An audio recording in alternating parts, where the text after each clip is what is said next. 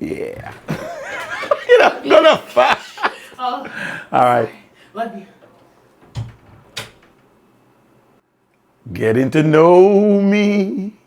Getting to know all about me. Hi, how you doing? And welcome to my podcast, Understanding Through Experience. And I said to myself, what better way to start out this podcast with just an introduction of myself to you guys. So, who am I? Who is Mikael Bon Aaron? Well, in order for you to know who Mikael Bon Aaron is, you got to know a little bit about Michael Sewell. So we're going to take you back. My goal is to take you back just to give you a understanding of who I am. Because, I want to build a rapport with you and I want to get to know you. And, it's crazy that when you meet someone, you get to know them through an introduction, And one of the first things when you introduce to someone is the name, the importance of the name, right? So my intent here is for you to get to know me, that we can build a rapport, that we can have a relationship, that we can have a friendship. And definitely I would like to invite you guys to be on this podcast. So this podcast is a place or a platform where people like you can gain understanding, insight, compassion, hope, just love, respect, a place where you can gain from my experience and my understanding. And guess what? Vice versa. You can also I can also gain from your experience. And this is what this platform is about, is a shared experience. And you know what I love about this platform? You know what I love about this podcast? Is that no one can alter your experience. No one can edit your experience. No one can tell you you're full of it. No one can tell you, oh, that's not true. No one. It is your experience and you're in full control of that. And I would like for you to share that experience on our podcast. I also want, I also want insight from you. I want you to just let me know, topics that is important to you. Topics that I can share from my experience. Remember now, this podcast is not about what we've heard or, what we were taught. It's about our experience. And that shared experience can be, loaned out, can be given out, can be such an encouragement for those who might just be walking down that path or made that wrong turn or, are depressed or in just a state where they need help and pretty much don't really have a place or a place to go, or maybe a friend to talk to, or maybe you just want to be so locked up inside that you don't realize that there is someone out here that is locked up inside just like you. And that's my goal for this platform. And it's my goal for understanding through experience. So here I am. I'm going to try to sum up who I am. Not my whole 55 years. I'm 55 years old. I'm not going to try to sum up that in this broadcast, in this episode. But what I'm hoping is that within time and over time, you will get to even know me more. But I'm going to try to give you synopsis of little things because I'm going to make most of these things a topic that we talk about. So who is Michael Sewell?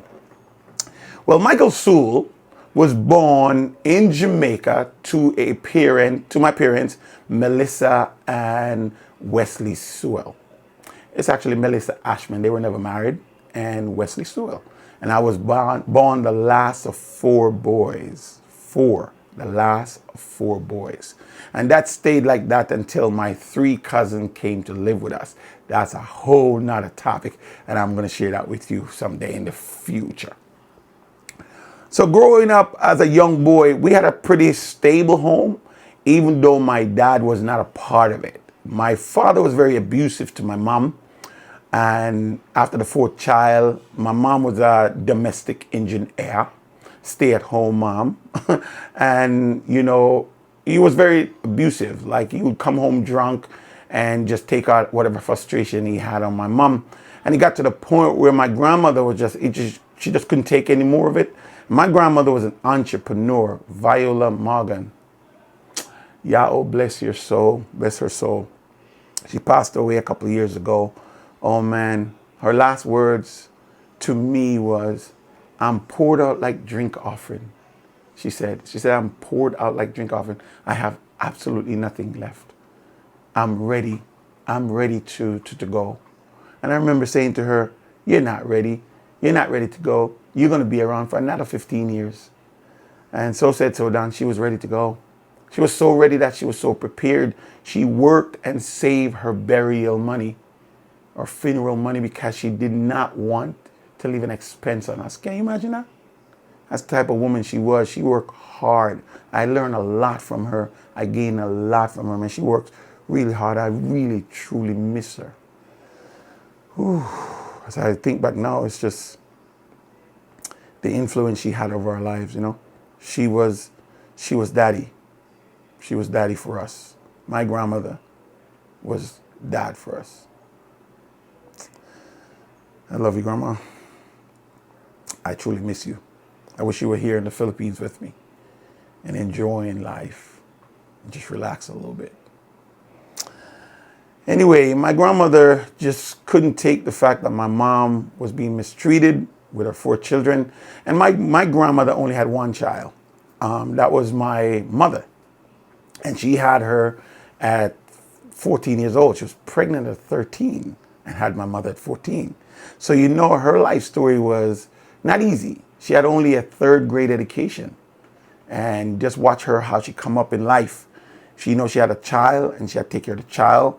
And, you know, back in those days, man, in the early 40s, 30s, and 1930s, 1940s, you know, it was difficult, you know, and she didn't have the education. So she did the only thing she could do, which was clean people's houses.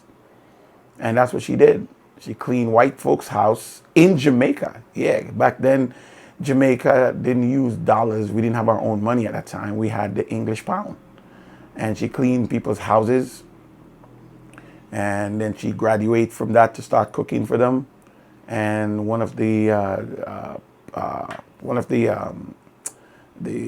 boss that she worked for, the people she worked for, was into the restaurant business. And because she cooked so great for them, he invited her over to start cooking in the restaurant. And my grandmother learned a lot. And from there, she decided to have her own restaurant. And my grandmother was a saver. She saved all her money. My grandmother told me this story. She said she saved up 300 pounds. 300 pounds. And, you know, back in those days, 300 pounds was a lot of money. I don't know what 300 pounds in the 40s would value today, but it was a lot of money. And how I know it was a lot of money, because when she ventured out on her own restaurant, her own entrepreneurial endeavor, she was able to rent a place, buy all the equipment that she needed for the restaurant, fridge, deep fridge, the whole 9, stock it out, tables, and she only spent 80 pounds. So she had 220 pounds remaining when she started a restaurant. So you can tell that was a lot of money. So she saved. And from there, she was independent. You know, she had one daughter. She was independent, and she wanted to give her daughter the good life. You know, education was something, you know, those older folks, they're steeped on education. Education was a thing. But my mom, you know, she got pregnant pretty young. She got pregnant at 15, had my first brother at 16, and every 2 years later, she had more children. My mother actually, she lost one child before me and one child after me. So she had three boys, and then she was hoping for a girl, and then she lost that baby, and then here I come, and I'm a boy. I'm gonna tell you that story in a minute. But let's go back to my grandma. So, because my mother got pregnant so young, and you know, having all these babies at a young age, so by the age of 18, I'd say 16, 18, by the age of 22, my mother has 4 children. Actually, it would have been 5. She lost one. So, you know, what future is there for a woman in those times with 4 children? My grandmother took us all in.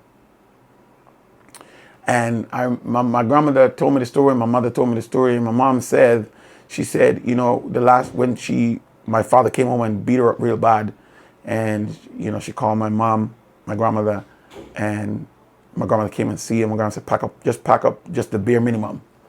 Don't even worry about clothes for the kids, just take the bare minimum of your stuff. And she left with all of us. Of course, my dad come try to get us back, but my grandmother was a bad mama jama. And because of that, my father didn't pretty much have nothing more to do with us, you know, because I guess he couldn't compete with my grandmother. Our grandmother would give us more than my father could. You know, my father was an upholsterer. He was also an entrepreneur. And my father could take an old couch and just rebuild it like brand new, like cars, like car seats, anything to cover. My father was the man. I'm telling you, he was good at that. But, you know, he wasn't producing a lot of money for us. So my grandmother had the restaurant, was producing a lot of money. You know what I mean? Watch my grandmother build houses, man. I'm telling you, she was producing a lot of money. So she gave us a better life. And I guess my father, at the end, he realized, you know what? We would be better off over there, because he couldn't do for us that what my grandmother could do for us. And that's the lifestyle I grew up in. Now, my mother, Melissa Ashman, I put a picture of her right up there. My mother, when she left my dad, I was 1 year old. I was 1 year old when she left my dad. And so I was young. I didn't really have much relationship with my father. My father would come around every now and then, you know, and he would discipline us, you know, and I would be the one who always traitor on my on my brothers. I never got beaten by my dad. He never whooped me. But one day he slapped me real hard one day. And I'll tell you that later on, or maybe in another episode. But it's only smack I get from my dad. But my brothers, they would get it, man. They were mischief. My brothers was mischief, man. They steal stuff, and we live in what's called a tenement yard at the time. I don't know if you know what a tenement yard is. A tenement yard is kind of like a big house, like say maybe 6 bedrooms or 2 bathrooms, a huge house, right? And all the rooms are rented out. You know, the living room, the dining room, all the rooms are rented out. That's what we call a tenement yard in Jamaica. And so my grandmother had the front room in that tenement yard. And so when he took my mother in, a person moved out in the back room, and my mother was able to move into that back room with all 4 of us. I remember I was young. I tell you, I was probably about 3 years old. And I can remember back when I was 3 years old. And I remember all of us being in that one room. I remember that. I remember peeing the bed. I remember my older brother peeing the bed and putting me in the bed, in the spot where he peed. And, and my brothers are huge. You know, my brother, I grew up with a pretty big family, you know, husky family. Me and my other brother, the one that I follow, we were skinny, but everybody else was fat, right? Husky, you know, and, you couldn't fit 4 boys on a bed. You know, you couldn't fit 4 boys on a regular bed. So my grandmother had a bed made with a woodwork shop next door. I remember that. And all 4, it was a huge bed. It couldn't even get in through the door. You have to break it apart, and bring it in and assemble it inside. It was huge. You had to assemble it and bring it into the bedroom, and then you fit it up. And it was big. It was bigger than a king size bed, because I'm telling you, my brothers were huge. My oldest brother, at the time, he was probably about maybe 250, and my second brother, he probably was around 300 pounds. Yeah. And me, of course, I'm about 140, and my other brother is probably around the same, maybe a little, maybe give and take a little bit, 140, 130, maybe somewhere. But because I was taller than him, he's 5'11" or 5'9" or something like that. I'm 6, so I was a little heavier than him, taller than him. Yeah. And so we were all on the same bed. We're all on the same bed, and it's crazy. You know, it's crazy because, like I said, my second brother, Tony, he would pee the bed, and I, the fourth, will pee the bed as well. right? But then once and we lived in that room together. But once the tenant in the first room left, once he left, my grandmother acquired that room, and then my mother took that room. And when my mother took that room, we had the bedroom all to ourselves. And then my mother went and bought a queen size bed for my two brothers, and then another queen size bed for me and my brother. But what they did, they took the two piss a bed, as we say, piss the bed, and he would take the two, so me and Tony, whoopee bed, would sleep on one bed, and Paul and Owen would sleep on the other bed. And then we stay like that until the tenants start moving out, and then my grandmother acquired the other room and acquired the other room, and we end up get left in the room by ourselves, me and my brother. And it's crazy because we shared a room till I was 19 years old. And when we moved to Royal Flat, I was 12 years old, he was 14. So we spent about a couple of years together, until I came to America and did my own thing there. But I want to stay there. I want to stay in Jamaica for a while because my goal is for you to get to really understand me and get to know me, because guess what? When you get to know me and understand me, then we can build a rapport. We can build something. But anyway, so the only one person that left tenement, all the tenements moved out, and my grandmother ended up owning that whole property, except for one tenant stayed, and he was kind of like on the outskirt, like what you would call like a maid's quarters here in the Philippines. He was on the outskirts, so he was never an issue. Mas Tony, he was really a good man. He loved us, looked out for us and everything. And so he lived with us for a while. And then my grandmother wanted to buy that place. My grandmother actually wanted to buy that place, but the landlord wouldn't sell her the place. So she went off to build a house in a housing scheme. Now, a housing scheme is what you here in the Philippines call a subdivision, of which I'm living in right now. I'm living in a subdivision here. And she built this huge, when I say huge house, and it was in a very rich subdivision where a lot of rich people, the biggest names in my town in Mandeville, Manchester, lived in that subdivision. And I'm gonna tell you all about that in a minute, but let me continue there, and then I go back to part of that's our house situation. Well, she built this house, right? And she made the mistake and gave to one of her clients who does truck deliveries, to bring malls, to go drop mall and to build a house at her new place. And he saw that house, and that man was jealous. When I say jealous, he started some rumors, man. He started to talk about how it's their money and their business, and they come into her restaurant, why she can afford to buy this big old house. You should see the big rotted house she building. And it was bad. And envy. And so my grandmother taught me this lesson at a young age, and I carry this today.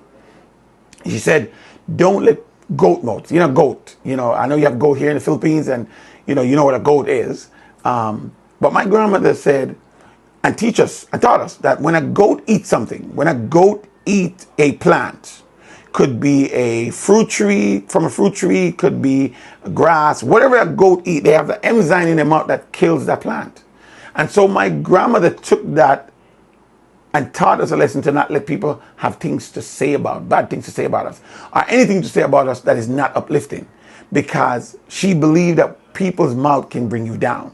And so said, so done. It's true. Because that guy went and told everybody about the big house, even took people around here to show them the house. Right? And because of the envy, and I see the envy not only in the people that was coming to the restaurant, but I see the envy through her own family members. Her own sisters and brothers envy her. Right? To the point where she had to sell that place. Right?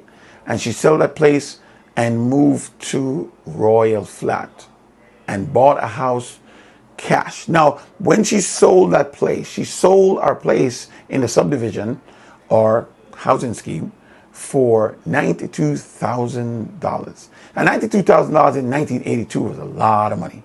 And the person, when they signed the contract and the signatures on the contract, the person exclaimed, "I got you." That means the house was worth more. My grandmother knew this. But you see, my grandmother, man, my grandmother was an entrepreneur. My grandmother had a mind of steel, man. She was a man. She know you're getting over on her, but she knows that eventually she's gonna win. She has that mindset. She's gonna win. And so she sold the place and she paid off all her debt, paid back the bank, paid back whoever she borrowed money from. And then she went and bought this house in Royal Flat for $45,000. That house sits on a quarter-acre property. It had all types of fruit trees you can think about.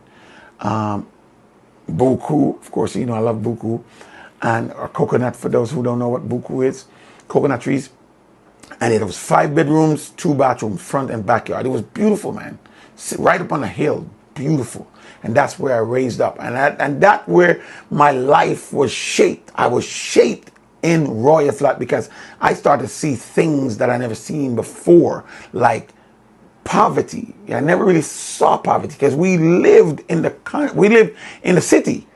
You know, in the city it was fast. People were about business. Everybody had business. You know, people go to the same schools, and the people that you're around were people whose parents was doing well. Let's put it that way, right? So when she moved us out into the countryside, she was thinking about us. She didn't want us to have the hustling and bustling and the fast life. She wanted to give us safety.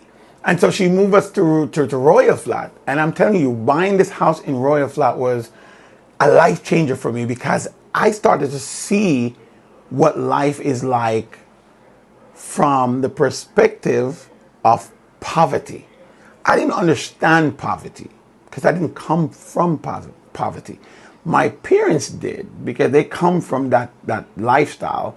They come from that in growing up in their lives. But for me, it was different because, like I said, being the last of 4 boys, and we didn't understand life from that perspective. So to come to this Royal Flat and to see, that how people live, and to see large family. I come from a large family, but in a space house. My grandmother come from 14. Her brothers. She has 14 brothers and sisters. But we never lived around that. I didn't live around. I didn't get to grow up in that. But to come to Royal Flat and see a family of 18, a family of 14, a family of 12, a family of 8, 7 living together in one house, in one complex. It was something. Because sometimes you have 18 people living in a 2-bedroom house. And you say, how could that be? Or you have 18 people living in a 2-bedroom house, and then they branch off, our son will get some money, and then they build on to the side of the house.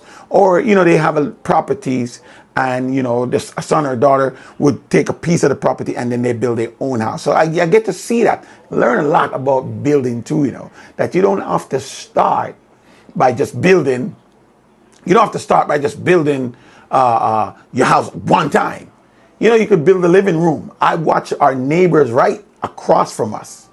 They lived in a zinc house down in like in the hill, in the valley. Kind of part zinc, part stone. And I watched them bought a piece of property not too far from where right across from where we live, and I watched them build that house. And what the father did, he built the living room first. It was huge, like a nice sized living room, right? And everybody moved into that living room. He built a living room and a bathroom, and everybody moved in there. So one big space living room and one bathroom. And then he built on their bedroom. And then they move out, and all the rest of the children then stay in that one room. And then he built a second room. And as he built the room and the kids get older and they start building, they can build by themselves because they were really good at this. Then I just watched the house become one of the biggest houses in Royal Flat. Just from a living room. So you can start building your house just from one single room. And it may take you 5 years to get it done. It may take you 2 years. It may take you 10 years. I'm telling you, it is better to do it that way than to buy it outright, especially if you live in paycheck to paycheck, especially if you don't have a lot of money. If you have family members that give you a piece of land, I'll give you a piece of property, just go on there, get the water, dig a well, get the well so you can have water, or maybe municipal water. If you have panels, you can get electricity from your electrical panels, or from your, what do you call that? Yeah, you know what I'm talking about, right? And or you get light from the city, and you start right there. And you may have 5,000. You may have 5,000 US dollars, or you may have 50,000 pesos. Start right there. I'm telling you, just go buy some bricks, build that one room.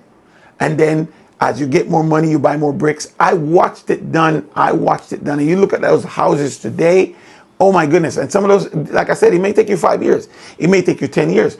Instead of buying a house and then you end up paying a mortgage that you have to pay every month. And by the time you finish paying off the mortgage in 30 years, you owe 3 times the amount, or you pay 3 times the amount for the house. These are things they don't teach you. I watched this growing up, but you come to America and you come here with the American dream, and you just drive yourself working just to make ends meet, and you can't make ends meet. And it's forced you to have 2-3 jobs just to live a lifestyle to try to impress people you don't even like. Try to be like the Joneses. You know what I mean? So it's just something that you learn and you can put into practice right here. Because, we can look at our situation, we can look at our life, and we can say, well, I don't got nothing. I didn't come from nothing. I'm poor. Yeah, but you don't have to stay poor. You can start right now. You can start with your life right now. You don't have to stay poor. You can acquire a piece of property. You can go out there and grime and save up some money and get a little piece of property. You don't even have to start with a big piece. Just enough so you can have a front yard and a backyard. And you can build upon that. And then later on, maybe sell that property and buy another piece of property and do it again with a bigger house, and then sell that property and buy a bigger property. And now you have money to buy a third property. And you can buy all the material and build a house and do everything you need to do, and still got money left over. And then now you're living in your house, and you can take that leftover money and buy another property and do it all over again. And now you rent that property, and then you income from that money. Boom. You know what I mean? No one taught us these things. They taught us to do what they brainwash us to live the American lie. And the American influence all over the world. I tell you, I went to Royal Flat. When we went to Royal Flat, it was a turning point in my life, because I get to see some things, and I get to see how rich we were. And I'm not talking about rich like Bill Gates rich, but when you live amongst people who don't have what you have. For instance, a color TV, for crying out loud. Everybody had black and white. We had a color TV. You know what I mean? So to watch color TV and then to go by and watch black and white, you recognize how privileged you are. When you're sleeping in bed and people are sleeping in shack, when you have a roof over your head that when it rains it doesn't leak, and you go to somebody's house and it rains and it leaks, you realize just how much you have. And by realizing how much I have, I realize how blessed I am. And because I'm blessed, and because I can share that blessing. Even though it wasn't for mine to share, because it was my parents. But my mom, my grandmother, when we shop, they shop in bulk. 25 pounds of rice, like the big bag of rice, the big bag of sugar, the big bag of salt, the big bag of flour, the freezer full of all types of meat. You know what I mean? The drinks, with the lemonade, the drinks in the fridge, the soda. We had that. We ate 4 times, sometimes 5 times a day. And I go down to the bottom yard of people that live down, across from us or down from us, and they don't know where the meal's coming from. Or they cook and it's not enough for everybody to eat. And here I have a bag of rice in our kitchen. So I used to steal it, or I thief it out. I used to steal it. I, get the plastic bag and put some rice, put some flour, put some salt, put some sugar, get meat, and now everybody can eat. And I've always been like that. I've always been like that because I always feel like I have an abundance. Even today, I feel like I have an abundance because I have Yahweh. This is God we worship. This is God we serve. This is why I'm living in the Philippines. This is why I'm living in your country. Because most people don't understand the Philippines is the birthplace of humanity. It is not Africa. I'm not from Africa. Yeah, you see me black, and, oh, you're African American. No, I'm not. We passed through Africa. We were sold by Africans. We were sold by Muslims. Yes, you look at the history. The history they're not telling you, right? We were sold. We passed through. Africa is not our home. We didn't come from there. We passed through there, right? And so when you understand these things, man, when you understand these things and you really find life and light and the information about who you are, change you in here.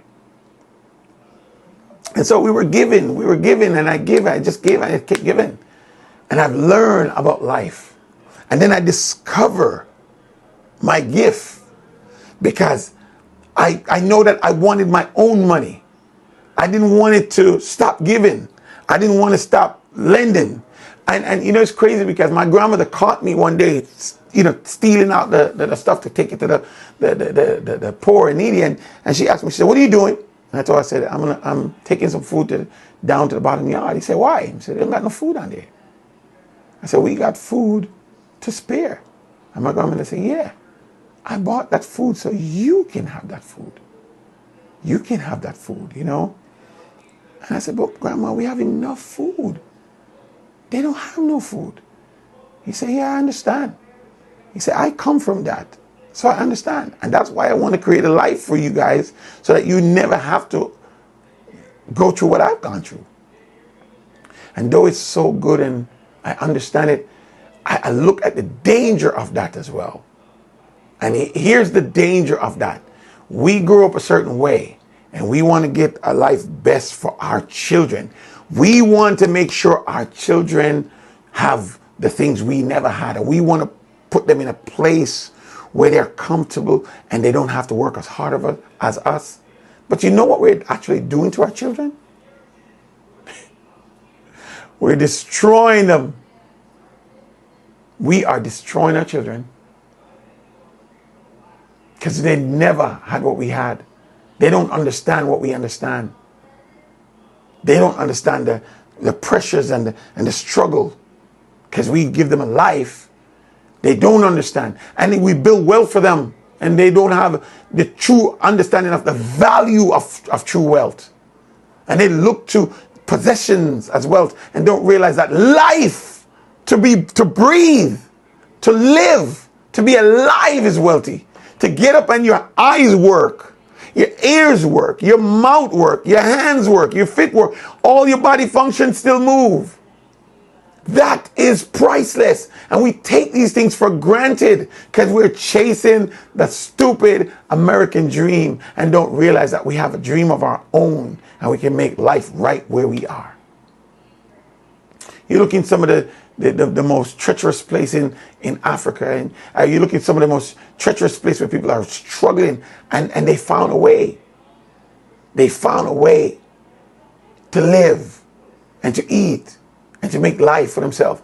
And we who have, if we just stop and just create opportunities for people, because that's all people want, is opportunities. It's all they fight for. But instead, the Western mentality becomes so greedy, and greed becomes so possessive that everybody wants. One guy won $100 million. You have $100 million, more money for generation and generation and generation. You want $1 billion, and you can look at people suffer, and you can change lives, and you won't do a goddamn thing to help them change lives. And I'm not telling you to give away your money. That's what I'm saying. I'm saying to create opportunities for people to have a better life. Because if you can do that, if you can create opportunities for people to have a better life, how much more would your life worth? How many billionaires are committing suicide today? How many famous people are offing themselves today? They have the fame, they have the money, but have no joy, no peace of mind, no love, no compassion. Wasted away with all the money and all the toys. Still can't keep your marriage together. And so, for my viewers, if you're watching this, for my viewers who are watching this, it starts with a decision. You just got to make a decision. You just got to tell yourself, I am beautiful. How many of you look in the mirror and tell yourself you're beautiful? And don't give me no excuse that you don't have a mirror. Hold a bucket of water in a jar somewhere. Hold a bucket of water. Go down to the beach. Go down to the river, the lake, and look at your reflection. And tell yourself you're beautiful. Tell yourself that you're a winner. Tell yourself that you're powerful. You know, I tell myself that all the time. I know I'm a winner. I know I'm a winner because guess what? One, I'm not afraid to lose. That's number one. Number two, I know I'm a winner because I'm not a loser. How do I know that I'm not a loser? Because I'm winning. I've been through some things, man. I've gone through depression. I've gone through suicidal thoughts. I've gone through a time when I felt like nothing is working out for me. I've gone through a divorce. I've gone through homelessness, like I've been evicted. We moved over 20 times in about 15 years.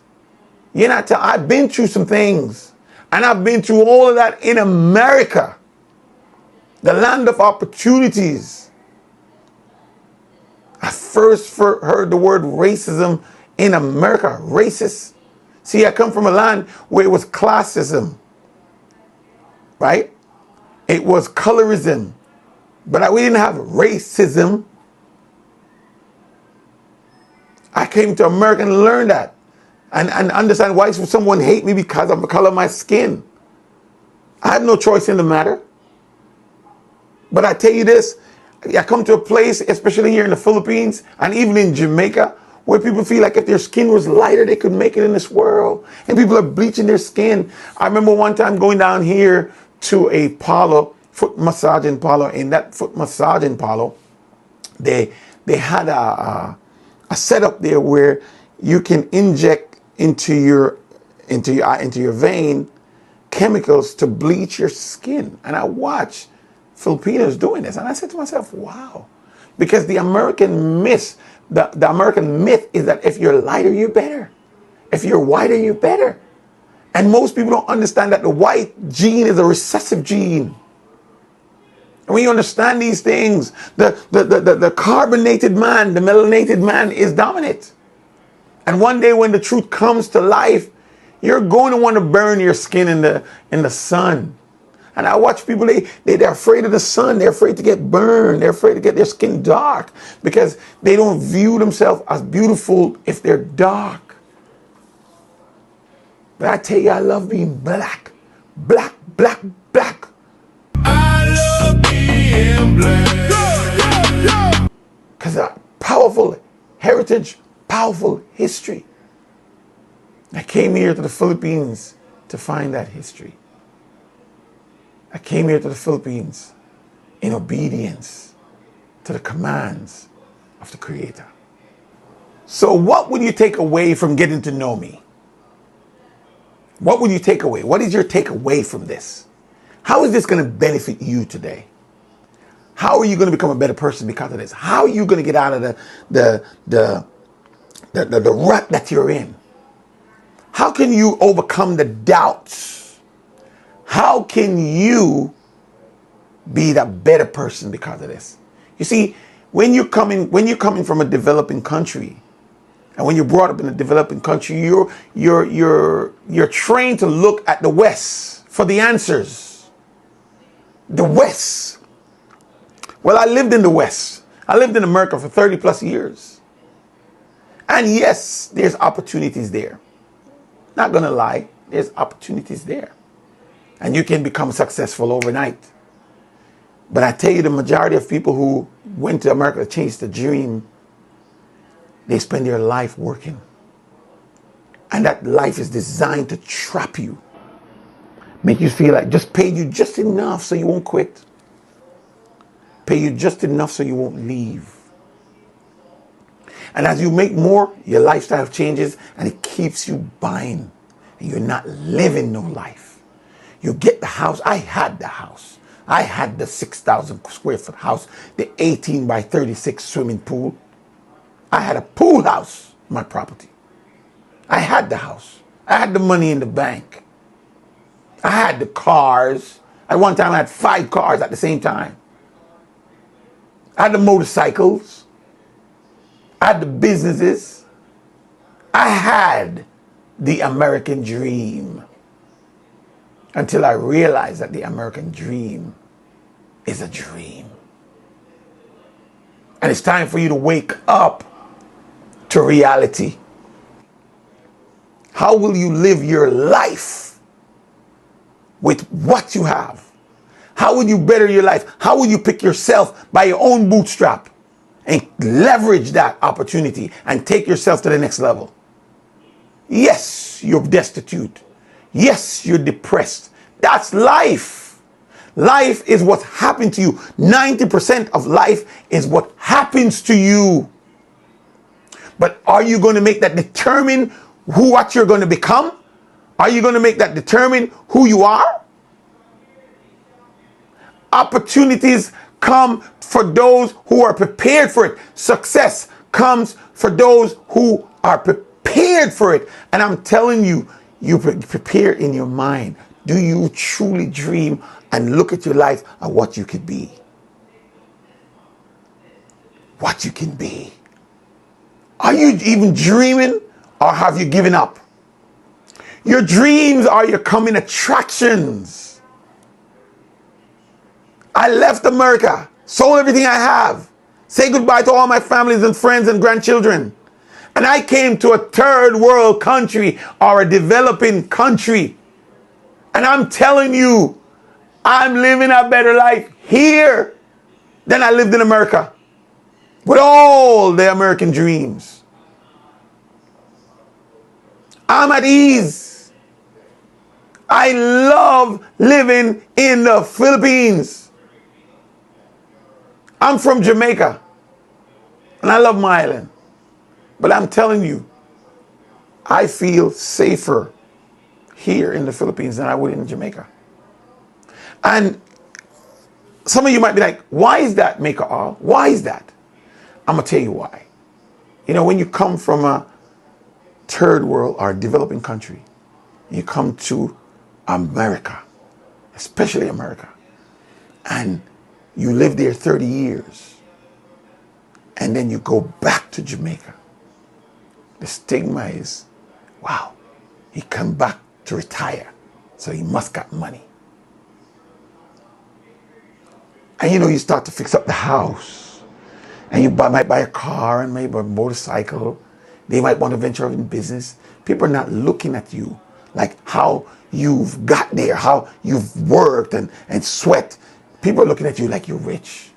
And so now you're in a category that of rich, and you're struggling, and everybody sees you as rich.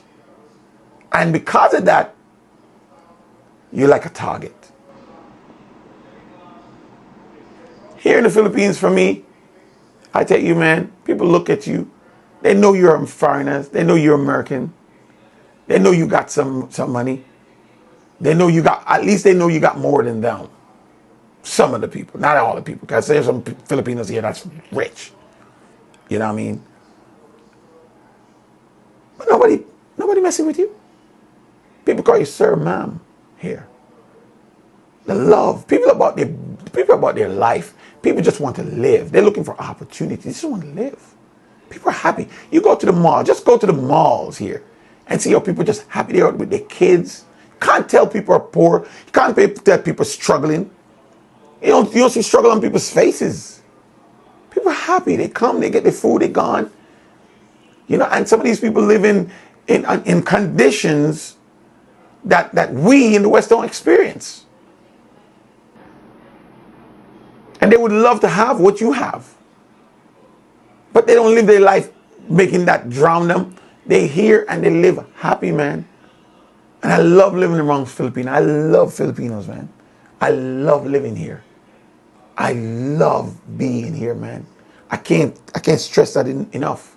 And so to my Filipino viewers, man, I thank you so much for making my video, my channel a success. You guys raised my channel to 6,000 subscribers like that. And now I'm asking you to help me to get to 10,000 subscribers. Right? We want to get to 10,000. Help me to get to 10,000 and then take me to 100,000. But I promise you, if you help me, I promise you that this channel is going to help you. We're going to give you content that's going to truly impact you and change your life. We're going to give you content of getting you, helping you out of depression, because I was depressed at one point. I'm going to give you my understanding through my experience and how I've overcome every obstacle that was put in front of me, every single one of them. I'm going to give you that intel, and I pray that also you can do that for me when I invite you as a guest. Because my goal is to invite you as a guest. I want you as a guest, the common people. Oftentimes we invite, famous people. And we invite famous people because, one, they draw people. They got a big social following. And they draw people to your side. And you can get, big from just having a celebrity. And I love that. I love the fact that I can do that. But what about the little man? I want to draw the little man. There's more of us than celebrities. There's not enough celebrities in the world. They're very rare. They're on the pinnacle of the mountain. Everybody wants to climb the mountain and get to the top of the mountain. It's lonely up there. I want to stay at the base of the mountain, man. That's where all the fun is. And besides, it's the base of the mountain that holds up the pinnacle. The pinnacle is nothing without the base. Everybody wants to look at their face. Everybody wants to fix their face. That's where you spend most of the time, on your face, in the mirror every day. You look at the face. Have you looked at your stomach in the mirror? Do you even look at your feet? How much time do you spend looking at your feet? And what people don't realize about the foot, the feet, your feet, is how important they are. You can't walk, you can't run, you can't jump without your feet. Your feet takes you everywhere. And we treat our feet like nothing, right? A wise man, Jim Rohn, told me once, he said, don't be cheap on your feet. Don't be cheap on your bed. He said, spare no expense. Spare no expense on your feet and on your bed. Why? Because that's where you spend most of your time. On your feet or in your bed. So why would you buy a cheap mattress? Why would you buy a cheap bed? Buy a nice bed, because you spend time in that bed. But when you're in your bed, you're supposed to feel like, I don't want to wake up. The sheets, 300 tread counts and more. You know what I mean? Because that's where you spend time. Your feet, take care of your feet. Don't use a hiking boot on the track. Buy a boot for that purpose. If you go into track and field, buy a boot that takes care of your feet. If you're going hiking, buy a boot that takes care of your hiking. Wear nice shoes, man. I'm a watch guy, man. I like watch, I'm a watch guy. I wear all type of watch. I just like watches. I used to wear a lot of jewelry. I wear a couple earrings. As you can see, my chain with our father's name on it. That's Yah-O. That's the name of our God. Someone asked me what it means. Man, I can't even comprehend. No one can comprehend the meaning of this name. No one can comprehend it. We just know it. This is the name he gave us. It's Yah-O. And it's crazy because a lot of people mispronounce this name because they don't understand. They don't understand how the Hebrew works. So they think that is a Yahuwah, Yahawashai. No. If you understand how it works and what letters are silent and what letters are vowels or vowel marker, then you understand that this is Yah a pause and oh, yeah, oh. Yeah, we call on the name of the original creator, the one true only God. And that's why I came to the Philippines, to find him. Because this is where he started life, and this is where he's preserving it. And you're going to see it. You're going to see it. You're going to witness it. You don't know who we are right now. You don't know why we're here. And all types of things are happening, and people are thinking we're some sort of terrorists or we're some sort of cult. You guys going to see when fire comes from heaven and destroy Babal. When fire comes from heaven and destroy Babal, you're going to see it. Prophesy, it's prophesy. You will see it. And when you see it, then you will recognize who he is. Then you will recognize who we are. But until then, I give you a challenge. Treat us well. Us Yao people, treat us well. We possess the blessings of our father Abram.